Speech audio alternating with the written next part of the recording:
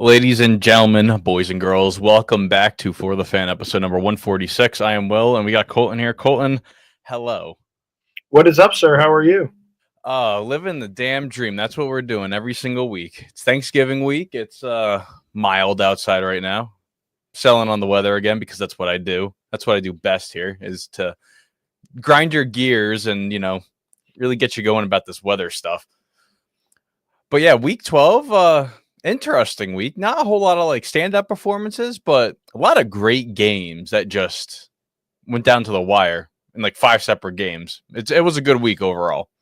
Yes, it was indeed. We had a lot of interesting games. We had the snow game, which was fun to watch for the outside viewer. Thursday night to open up the week, so definitely. Big mud bath, and then Chicago, and then Washington, all over the place. It was just a crazy week of just weather and games, and we're going to get right into it. But ladies and gentlemen, thank you for tuning in, and you are listening to For the Fan.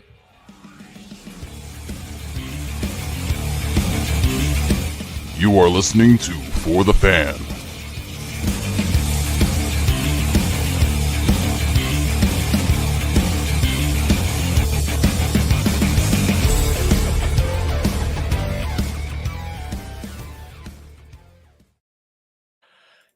And here we go. It's a very very dry news day. And I got a little two-parter here for us, Colin. The Vikings signed Daniel Jones to their practice squad. Before we really get into it, just let me also plug everything down below there. YouTube For the Fan Network, TikTok For the Fan Network, X For the Fan _, and Instagram For the Fan Football. And you can listen to us next day on wherever you get your podcasts. But yes, Daniel Jones had his LeBron James 2010 tour. He got to have a sit-down interview with ESPN, jokingly, and pick where he wanted to go to next. And Minnesota was the destination of choice. What are we feeling about this one? I'm very confused. I thought Detroit made a lot of sense. The Niners, if Brock Purdy's got this injury history. I thought the Niners would have made perfect sense. Yeah, I don't understand. I mean, my only suggestion here is that Kevin O'Connell's been very good with quarterbacks. He gets to sit there and kind of learn. Look what he's done with Sam Darnold. Could end up being the same situation. Darnold leaves this offseason. They sign Daniel Jones to a 1-year deal. See what the McCarthy thing goes forward. That's my only guess, to be honest, is that they don't think they're going to be able to afford Sam Darnold. He's going to get a 3-year deal or something, kind of like a Baker Mayfield type contract from somebody. It's my only guess on this one. It's very odd indeed, considering the fact that as you said, the Niners with Brock Purdy and the uncertainness of what's going to happen. I don't know if they practiced yet, but he did do some throwing on Monday, so it kind of made a little more sense for the Niners. And you look at it on the other end, okay, he's on their practice squad. They have Nick Mullins, Sam Darnold. I think they have the kid from BYU, who started a game or two for them last year. So they have 3 quarterbacks, so it makes a little sense to have him on there. And as friendly as a Shanahan system is that Kevin O'Connell runs, it's just quarterback friendly. They can really get a grasp of how the game is played and just learn an offense really simply. So I guess it makes a little sense, but at the same time, it's you could go somewhere else. I guess it's because they had the best record. You would have to think oh, hey, they're going to go to the playoffs. Maybe I can jump somewhere and get a ring if that is the case there. Always got to think a little outside the box there. And then I want to bring up the Giants here for a second, because obviously the former quarterback, Daniel Jones, he gets released on Friday very abruptly. And I want to ask this. Do you agree with how the Giants handle the quarterback situation with, okay, Daniel Jones, you're getting demoted to QB4. Drew Lock, you're going to be 1. Nah, hold on. We're going to get the man who can do the cutlets, and he's not even traveling to Dallas this weekend to play football. So we're going to go to little Tommy Cutlets there to win us games. Win us games. They ain't winning anything right now. No, they're not winning anything. This is kind of full-blown tank mode here. They also were organized financially. Sucks for the rest of the players on the roster because Daniel Jones gives them the best chance to win, but this team's not getting financially tied to Daniel Jones. God forbid he gets hurt. They're not doing it, so they're going to cut ties with them, and that's what they did. And especially the way Daniel Jones went on his post that interview when the demotion happened. That pretty much was his goodbye, and like, I'm not talking to the media ever again. So, and I think the Giants did right by him. Let him cut him, let him go, see where he can land, playoff team, whatever it ends up in.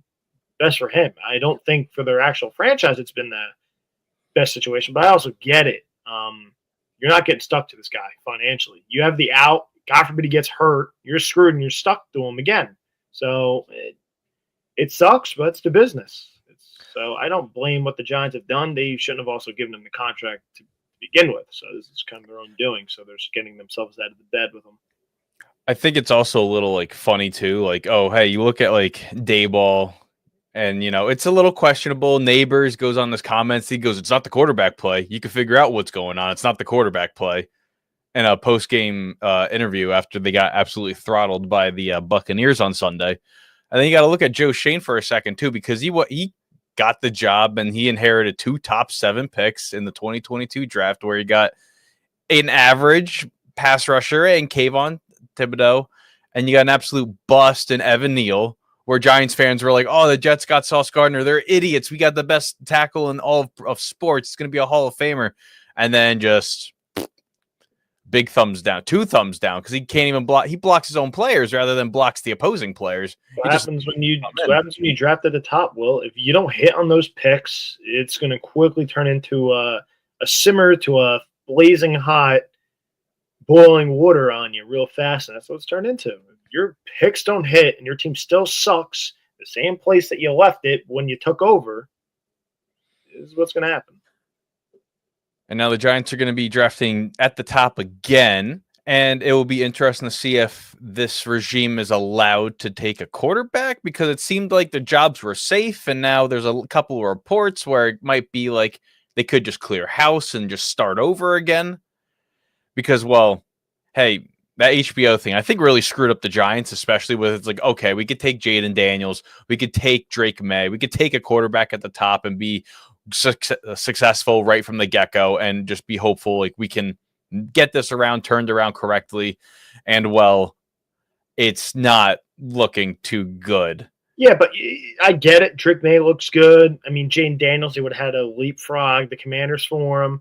The problem is you would also be stuck with the same situation. He's thrown to nobody. Like, they just drafted Malik Neighbors. So, like, that's been the problem. Like, they didn't set up Daniel Jones for success, even though he wasn't ever going to be that good, I don't think. But he was never given any legit weapons around him outside of Saquon, who was in and out of the lineup every other year. So they're going to set up their quarterback for failure. What they should do, I know they won't, they should take a flyer on a Sam Darnold if you can get him on a 1-year deal. I think they should honestly might get like a Geno Smith. Like, that might be a little more affordable. Big contract, though. I'm giving Geno like a year contract, and Geno's probably not signing up for that. I'm giving these guys a year deal. Honestly, they should keep Drew Lock and give Drew Lock another year. And the draft pick should be building the offensive lineup this offseason, getting another weapon or two maybe in the draft, and building the line. And then you draft Arch Manning, because you're probably going to suck again, and you draft Arch Manning and go full-blown tank. That's what they should do. It's a hard sell to your franchise, so they're probably going to end up taking a Cam Moore, Shador Sanders, and they're going to be stuck in the same situation, I think. That's pretty wild. That's wild. It's pretty wild that you just said, we're going to go all the way to like 2026. We're just going to skip the entire draft class and just say, what? Well, it's the same thing as a Steelers draft pick with Kenny Pickett. Like, that draft class sucked. This is very similar. It's Cam Ward, and I don't think Sanders is going to translate to the NFL. I think Cam Ward has the best potential. He reminds me a little bit of Malik Willis. He's like a little bit of a better Malik Willis. Like, are you really taking that in the top 5? Like, first overall pick? Probably not. Why would you do that? So build your offensive lineup. It's a tough sell to the franchise and the fans and the players there, but that's what I'm doing. I'm riding with Drew Lock for a year. Build your franchise up and the pieces around like the Lions did. Draft the offensive line, build the old line. You bring in Jared Goff, and poof, here you go. Like, I know they're not going to do that. They're going to put a Band-Aid on it, put a draft to Cam Ward, and that's what they're going to do. Let's go over this injury line roundup pretty quickly. So going to tomorrow's games, David Montgomery and Amon-Ra St. Brown are listed as questionable. Montgomery has a shoulder problem where he left early against the Colts, and Amon-Ra has been dealing with a knee injury. Big news. The guy that had a torn ACL in the wildcard game against Detroit, Tyler Higbee, returned to practice for the first time since tearing it 10 months ago, almost 11 in Detroit. So that's a good sign.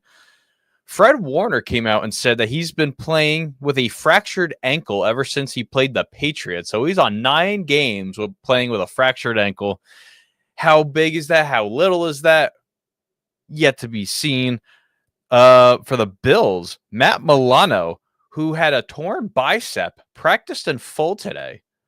Big get for their linebacker spot. So that's a big get for the Buffalo Bills.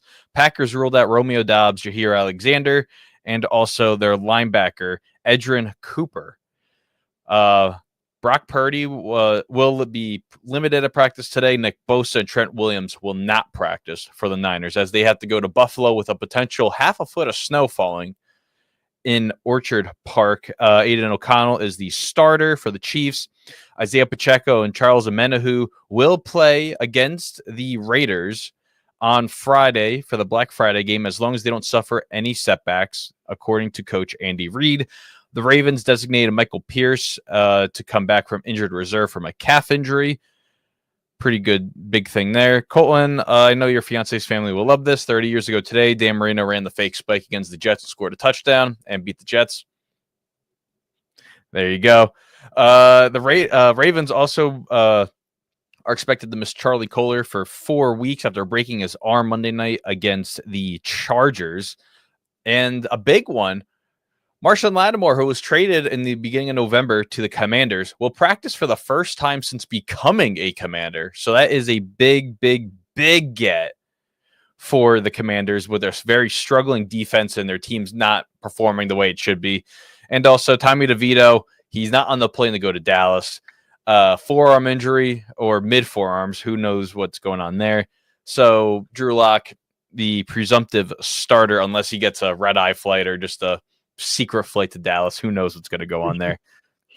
Let me also get this one too. Trevor Lawrence practiced today, getting a majority of the first team reps for the Jaguars. So their number one guy is back on the field. So hopefully their offense can get back on track. And then the Lions also placed Khalif Raymond on injured reserve after a foot injury.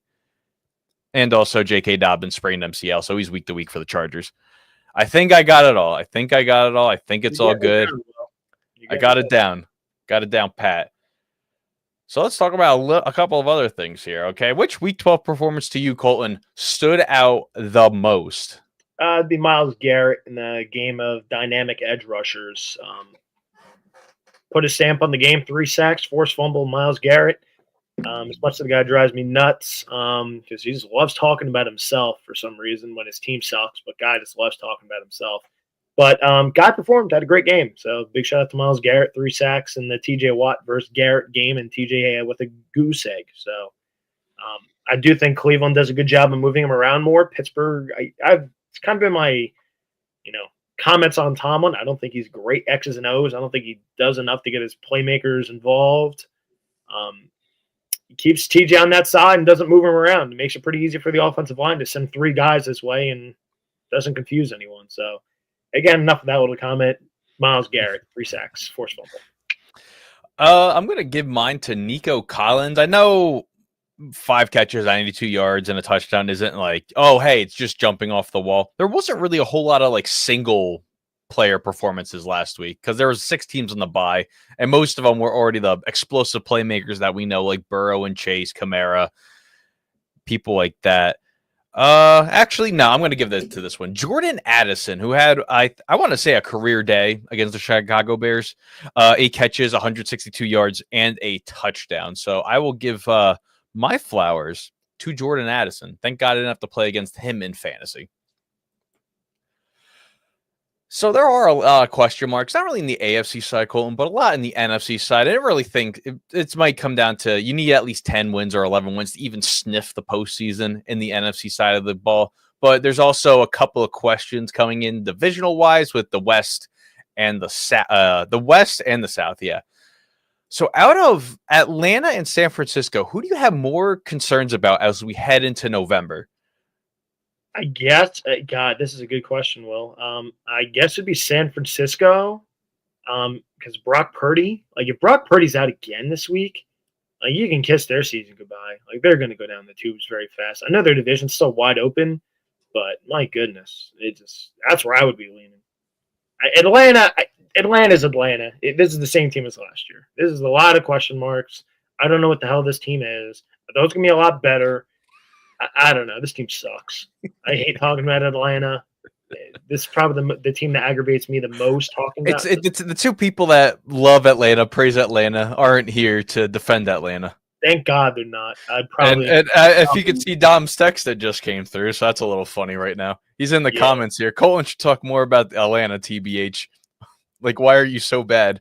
Got to be so concerned about Atlanta here.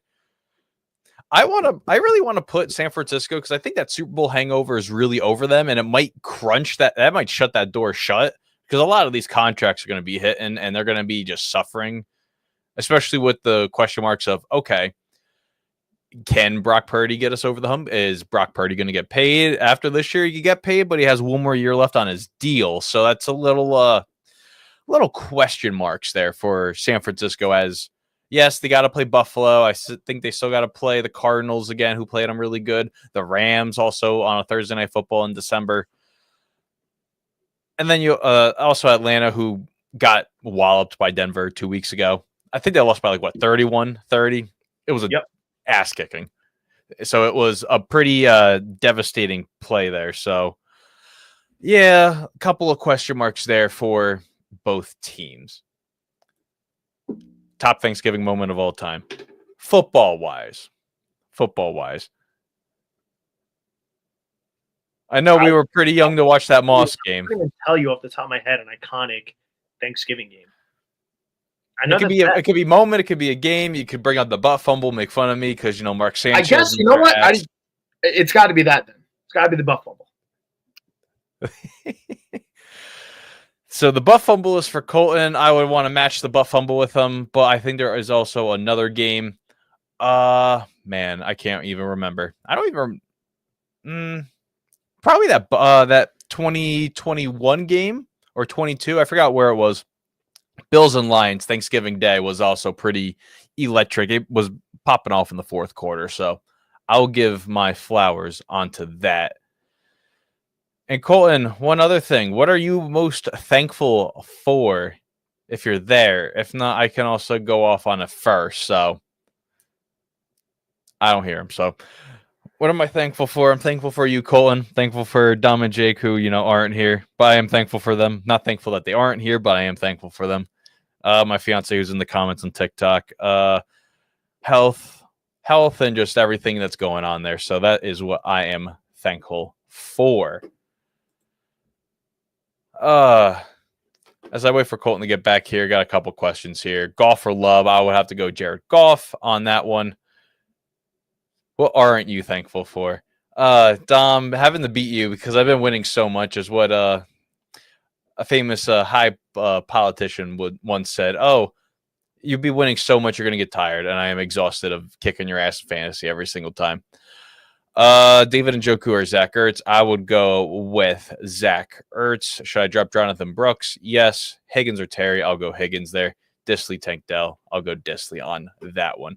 Colton, what are you thankful for?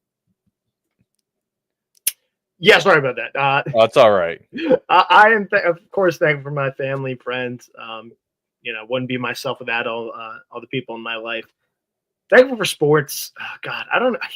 We were having this discussion the other day. I don't know what I would do if I didn't have sports. Like they were talking last night. Be normal? I think I would be maybe more normal if there wasn't sports. I think I'd be so boring, honestly.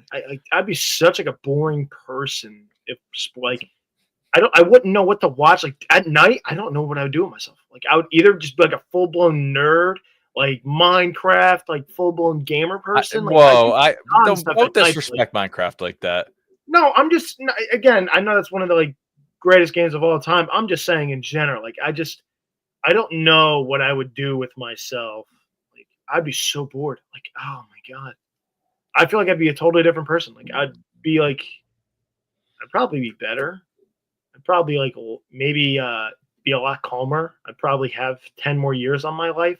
It's like, dude, you're 27. What the hell are you talking about? Sports they've taken a toll. They've taken a toll on my heart. I can tell you that. So A whole lot of less health issues, better mental health, the whole 10 yards. yeah, I'd say. But again, that's also what I appreciate sports for giving me this heartache. Got a couple more questions here. Lad McConkey or Jacoby Myers? I might go with Jacoby Myers here. I don't know about that now with Minshew out. I don't know how that's going to be. I mean, McConkey this week. I mean, I would go McConkey, but he also has to go against AJ Terrell, and that's not an easy matchup. I'd go Lad McConkey if you want to play it safe. I don't know what is it? Desmond Ridder now starting for the Raiders? I don't know how. Gardner Minshew. He's out. He's done. He broke his collarbone. Oh, Aiden O'Connell. Yeah. Yeah, I don't know what that does for me. I don't know. No, I mean, hey, he went in there last time and he beat the Chiefs in Arrowhead. They might take that bus tour again. Who knows? They might be going around the stadium hooting and hollering. Okay. All right. And I also got Ladd or London. I would have to go Drake London. Yes. And I also got Adams, DJ Moore, or Marvin Harrison. I guess pick one. Maserati. Yeah, I got a little cooked on my trade to get Devontae Adams. I could have still had Cooper Kupp and Keenan Allen. But I got Nico Collins, so it was okay. I gave up too much to get him too, but had to think of down the stretch. All right, Colton. Game of the week. What are we looking at here for your top game of the week? I mean, there's eight games, 7 games, at least more than half the slate. I think the game of the week was what's called the Washington Dallas game. That game was so wacky. Wackiest game of the season has to go to that game. What was it, 10-9 entering the fourth quarter, and it was 33-26 or 33. It was a low-scoring game until that fourth quarter hit, and then like the last 3 minutes was just where like the witching hours. It's the wackiest game of the season, so for me, it's game of the week. I'm going to do the game I had to watch closely this week. I'm going to pick Panthers and Chiefs, which I also think was really wacky because I was really joking. I'm like, oh, what if, the Panthers can, do it and win? That'd be hysterical. And then, they tied it up late. I'm like, they could do this. I'm like, oh, this isn't a pushover game here for the Kansas City Chiefs. But they go down the field. Panthers offense looked as good as they have, I don't know, in the last couple seasons. Bryce Young, since the switch, he's looked a lot better. Again, he's not putting up gaudy numbers. It's like, holy cow, look at this. But he looks a lot better. He looks a lot more calmer.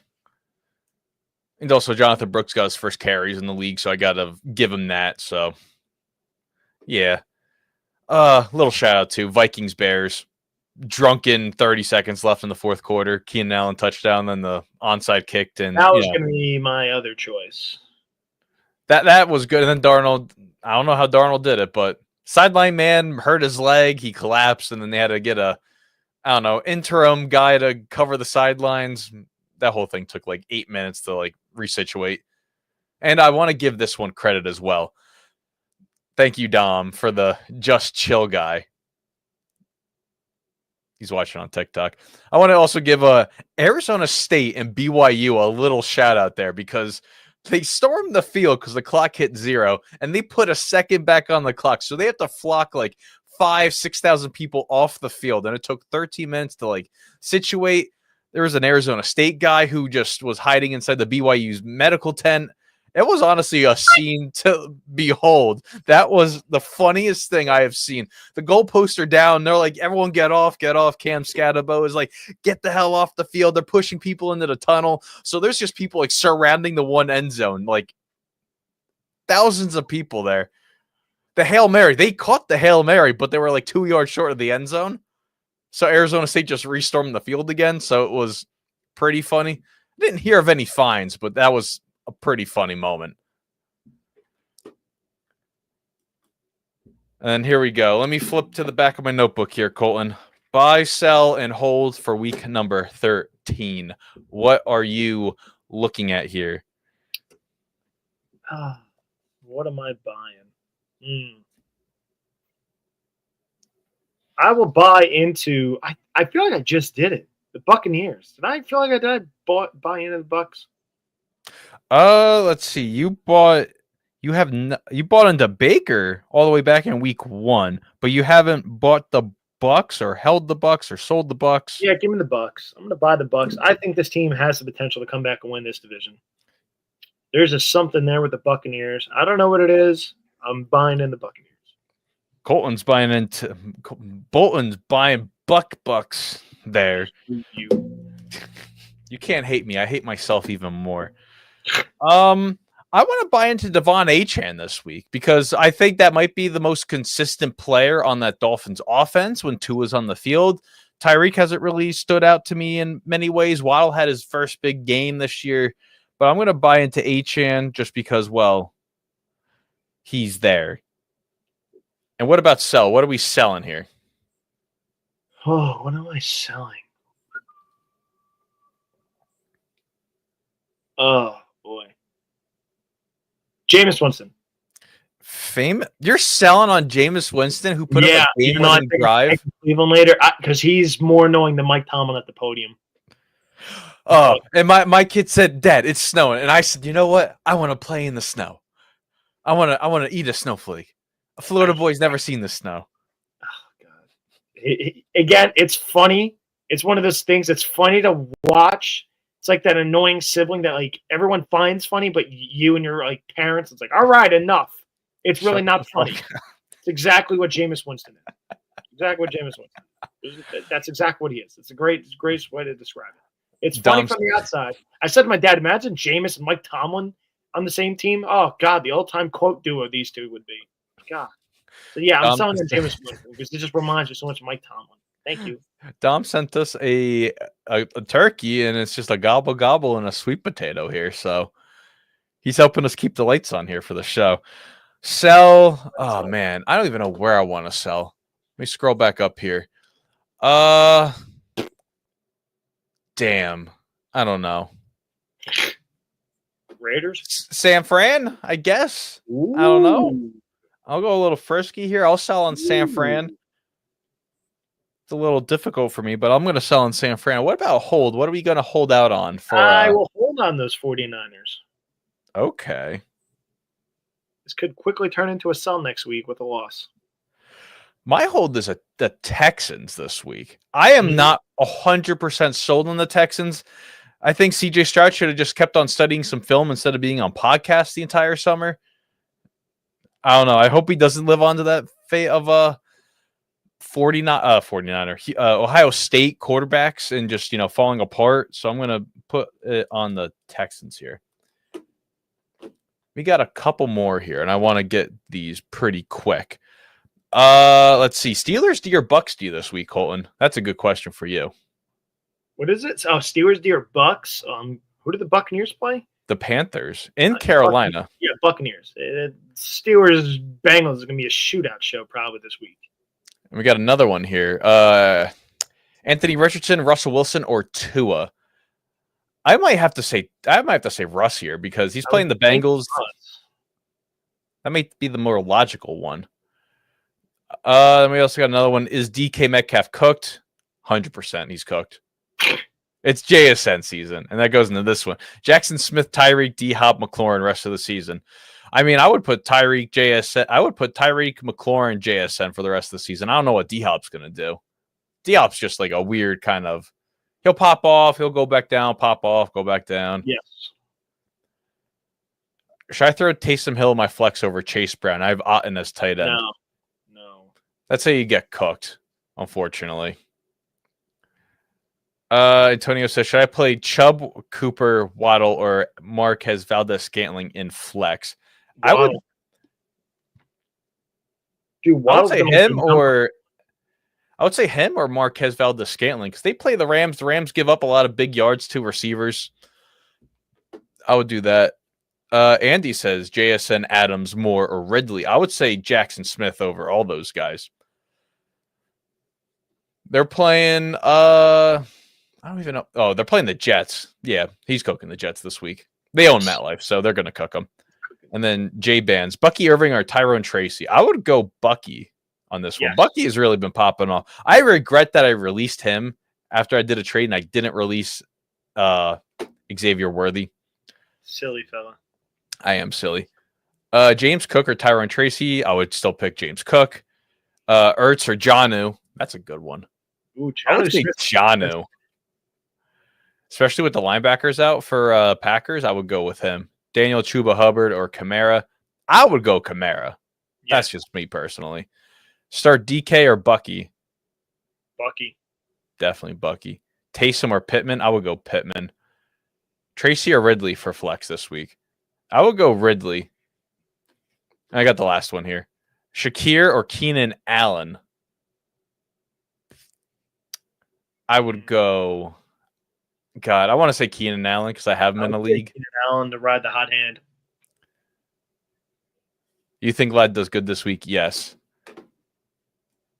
And that's what I got for that this week. Then we're going to go into our week 13 picks. Let me see. Let me scroll up here a little bit. So this is what we got right now. Let me remove this off the screen. Let's get the banter off here. This is definitely not going to work out the way I want it to.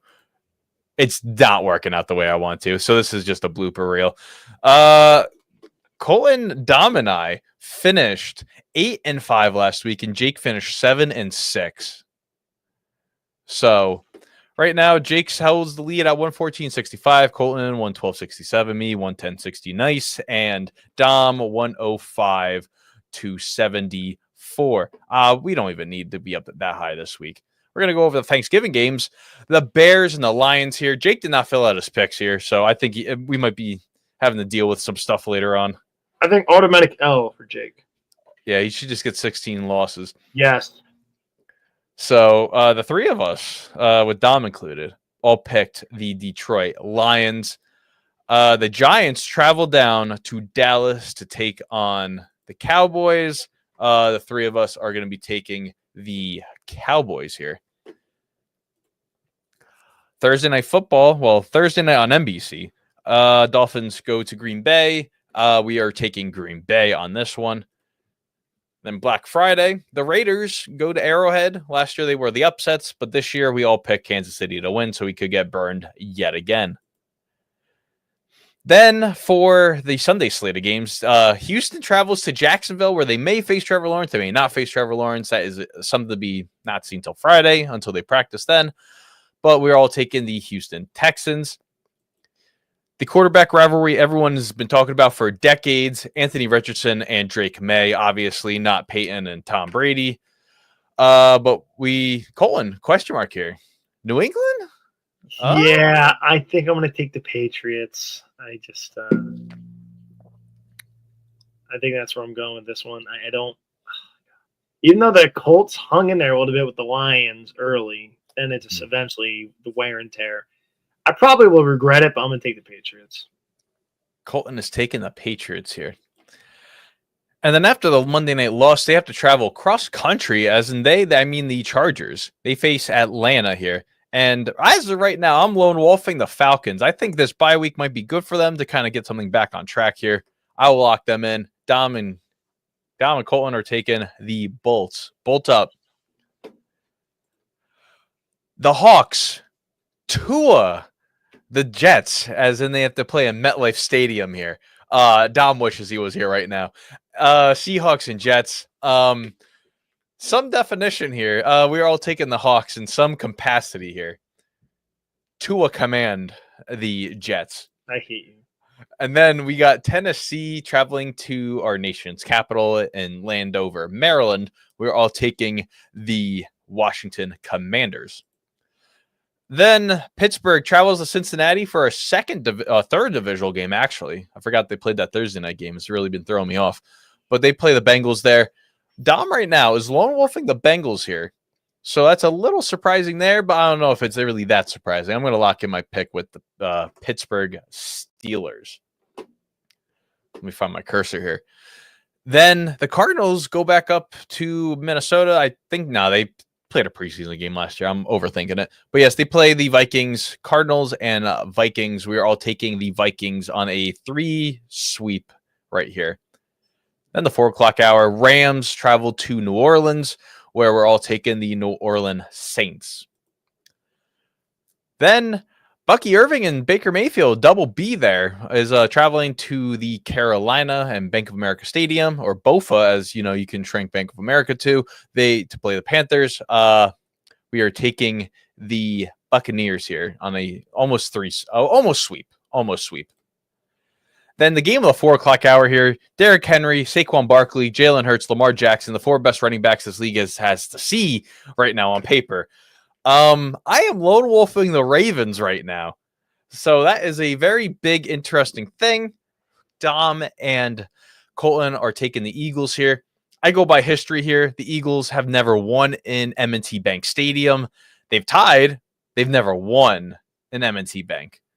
So that's why reasoning of taking the Ravens. Interesting fact there from Will, of course. I always take the history there. You guys made fun of me when I picked the Jaguars. I know, and you're right. I know. Then Sunday Night Football, potential for snow. It's a little too early to tell as I drop my pen onto the ground. That's awesome.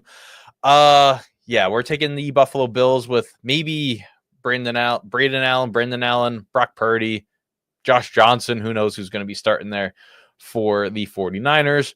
And the greatest Monday Night Football game of all time, the Browns and the Broncos.